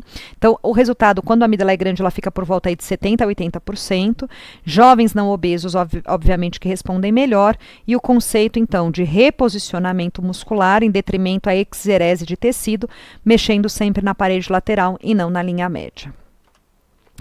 Trouxe para vocês essa classificação, que foi quando se começou a organizar um pouquinho o pensamento de para quais pacientes a gente deveria indicar cirurgias de faringe. Esse estudo foi feito até com uvulopalatofaringoplastia, e o Friedman mostra para a gente que o paciente que responde melhor seria o paciente com amígdala grau 3 ou 4 e malampate 1 e 2. Esse seria o estágio 1 de Friedman. Né? O estágio 2, ele teria um desses critérios desfavoráveis, esse paciente responde 40%. O estágio 3 é aquele paciente para não operar, ele tem um malampate ruim e uma amígdala pequena, né? Às vezes até amidalectomizado, salvo essas exceções desses pacientes que têm esses pilares medianizados hoje em dia, mas pelo Friedman, teoricamente a taxa de sucesso era de 7%, e o estágio 4 seria aquele paciente com obesidade mórbida ou com alguma alteração esquelética muito importante que ele não indicaria a cirurgia. Então, eu acho basicamente aqui, ó, a gente entende que a amígdala hipertrófica é o que manda bem nessas técnicas mais tradicionais e abre espaço para a gente tentar imaginar quem seria o paciente com um malampate bom ou ruim e que tem a amígdala pequena e que responde ao tratamento, porque aqui eu ainda tenho 40% e aqui eu tenho 8%. Então, em busca desses pacientes que teoricamente também poderiam responder ao tratamento faríngeo. Então, aquela técnica, a técnica tradicional, e a gente vai passar então para as cirurgias palatais. A cirurgia palatal, ela tem um objetivo um pouquinho diferente, que é causar fibrose. Então, eu tenho morte tecidual, celular, substituição desse tecido por um tecido de cicatriz. O tecido de cicatriz, teoricamente, seria mais rígido. Eu posso fazer esse procedimento fazendo uma lesão térmica Radiofrequência aumenta a temperatura, mas não carboniza. Então, é um aumento limitado que leva à morte celular por termólise e fibrose. Eu posso fazer a escleroterapia, que é uma lesão química. Eu uso um ácido que vai fazer um pouco menos controlada do que a lesão térmica, então com um pouquinho mais de complicações como perfuração palatal e uma cicatrização às vezes bem importante aqui, mas que também é uma técnica mais barata que poderia diminuir a vibração e causar fibrose. E eu tenho um implante palatal que a gente fez muito pouco aqui no Brasil por conta do custo, que seria então esses implantezinhos de poliéster que fariam uma reação tipo corpo estranho. Posso colocar 3 e depois até colocar mais 2. Né? E aí a maior complicação vai ser a extrusão. Radiofrequência, raramente eu tenho alguma complicação, pelo contrário. A escleroterapia um pouco mais de perfuração palatal e do implante palatal um pouquinho mais de extrusão. A indicação primária é para pacientes com ronco e apneia leve, mais na tentativa de melhorar o ronco do que outra coisa. Vantagem que é minimamente invasivo, com poucos efeitos colaterais. A grande desvantagem, principalmente na história do implante da radiofrequência, vai ser o custo. O implante eu posso fazer o tratamento numa sessão só, ou eventualmente em 2 se for colocar mais 2. A radiofrequência a gente recomenda que se faça, mas aqui eu também não posso reaplicar, né? No futuro, se precisar. A radiofrequência ela pode ser reaplicada e o que se recomenda é no mínimo 3 sessões com intervalo mensal. Então, isso aqui também são aí as vantagens e desvantagens entre uma técnica e outra. Passando então para cirurgias de base da língua, a principal indicação vai ser na hipertrofia da tonsila lingual, lembrando que o refluxo faringolaríngeo, o refluxo gastroesofágico também podem causar essa hiperplasia. Então, quando a gente pega na nasofibroscopia, aqui vocês veem uma amígdala lingual gigante, né?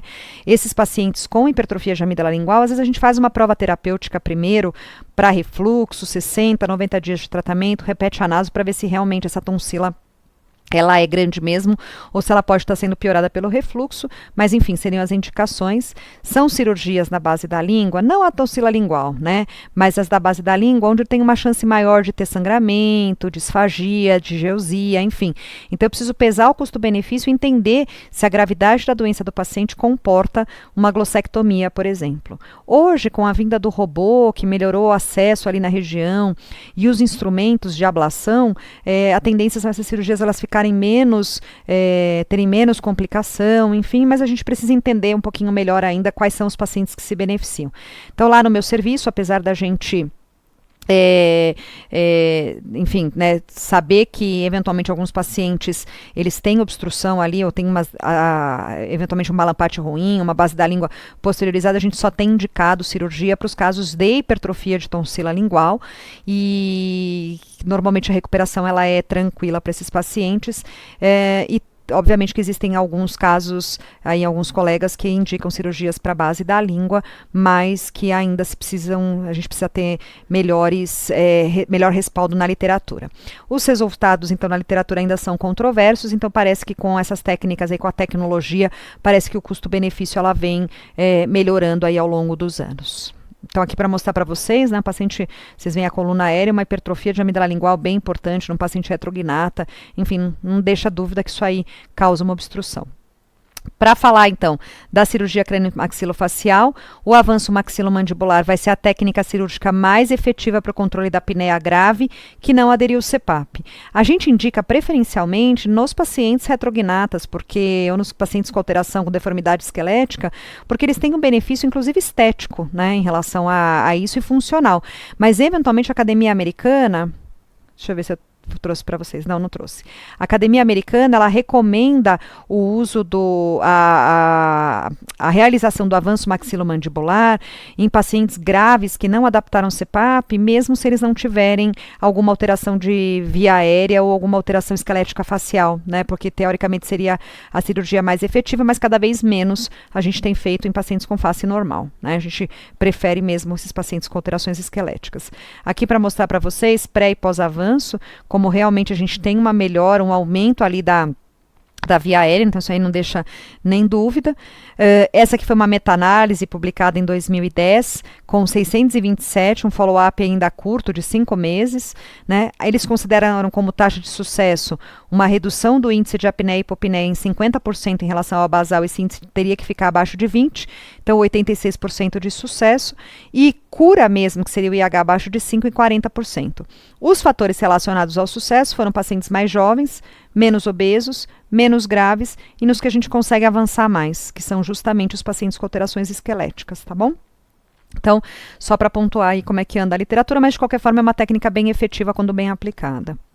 E por fim, o tratamento da obesidade, lembrando que o tratamento clínico, né, quando eu tenho 10% da perda ponderal, eu normalmente tenho 20% de redução do índice de apneia e hipopneia, e de novo, o difícil do tratamento clínico muitas vezes é a recidiva.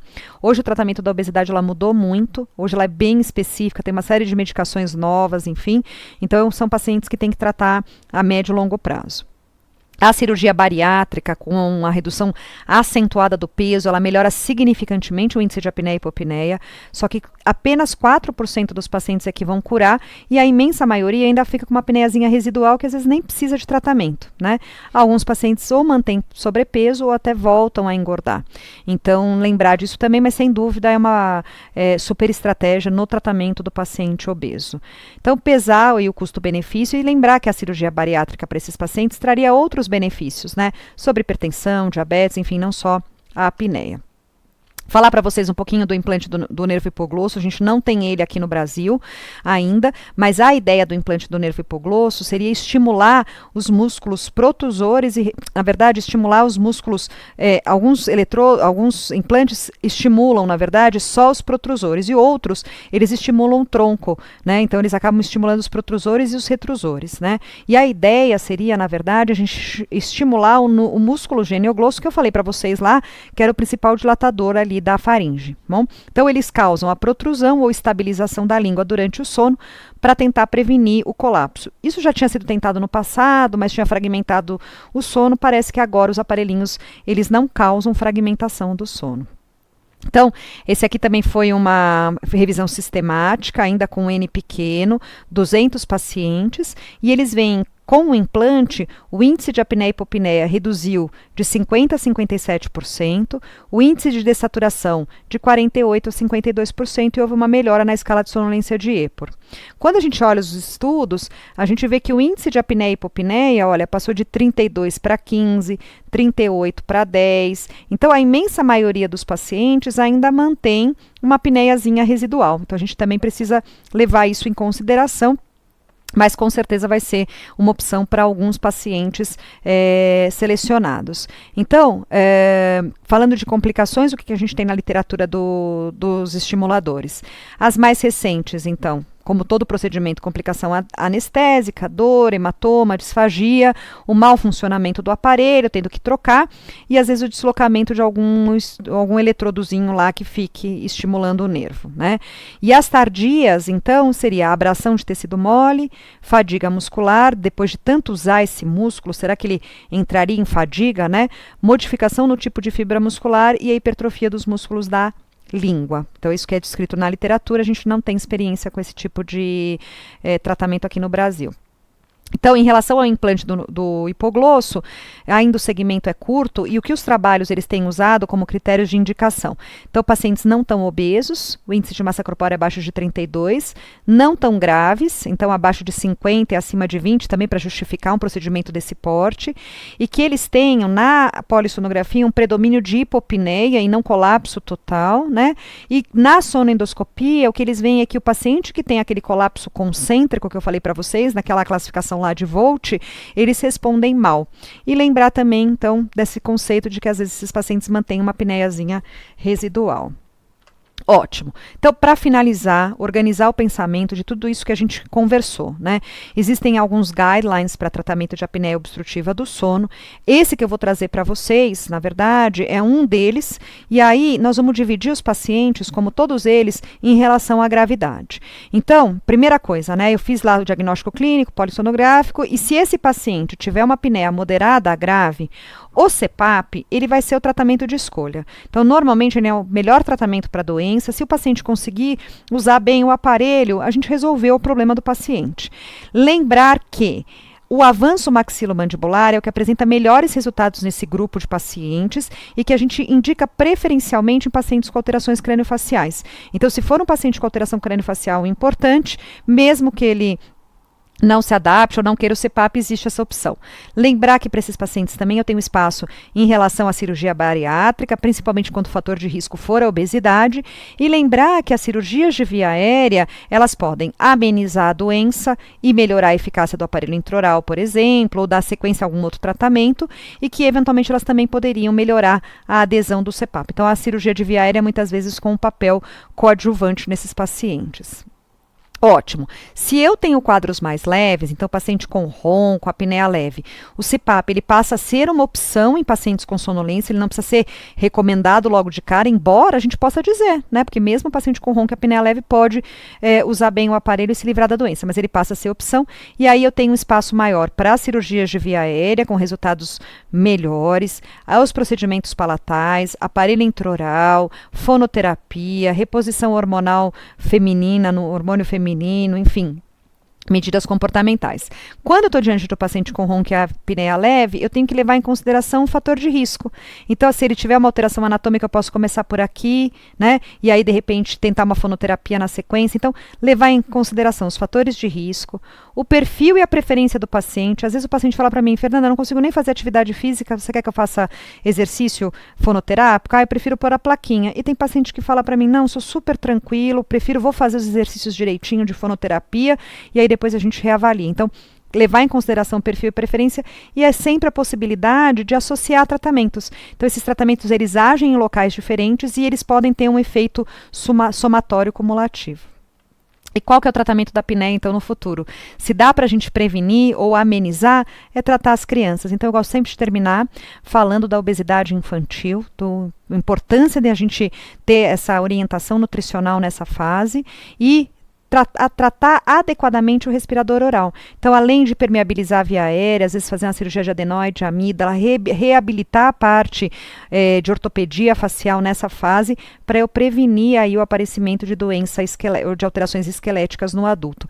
Eu acho que se a gente conseguir controlar, né, esses dois fatores de riscos importantes aqui, talvez a gente consiga diminuir aí a prevalência dessa doença na fase adulta. Muito obrigada.